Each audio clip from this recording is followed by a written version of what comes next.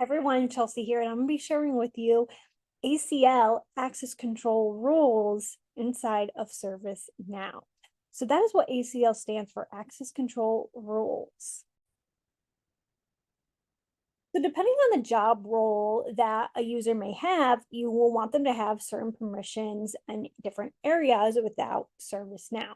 So for example, if a person helped with authentication and login issues, well, you'd want them to have access to users, groups, and roles.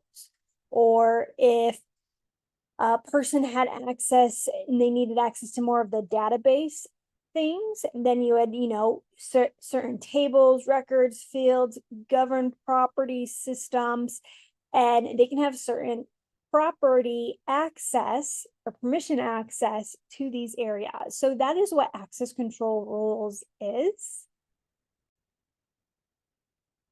And as an admin, you can elevate roles, which will allow you to see that person's user, what they have access to as well. So when you assign things to them, you can just double check that as well by using elevate roles. But also under elevate roles, you have access also to choose as a security admin. So that's where you get granted access to high security settings and allows users to modify the ACL access control limit. So the definition of access control is a security rule defined to restrict the permission of a user from viewing and interacting with data. So for example, this could be set for role level. It could be set to column level. And there's an acronym called CRUD, which allows you to create different access control rules, such as create, read, update, which is, write, or delete.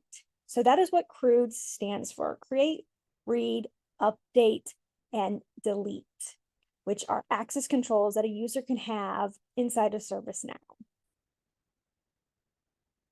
So how to view the access control is when you're in a table, you can see under operations. Also below can be a tab of access controls. But here you can see people have access to create, delete, read, write, or with each record. You can also access this table by typing in .config, and that'll give you access to see the access controls.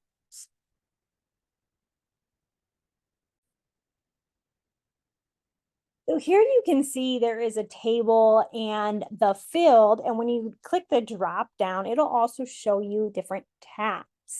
Now, this is another way you can read it, and you can read different behaviors with the access control. So if there's an asterisk with the different tables, then that means it is a wildcard access control.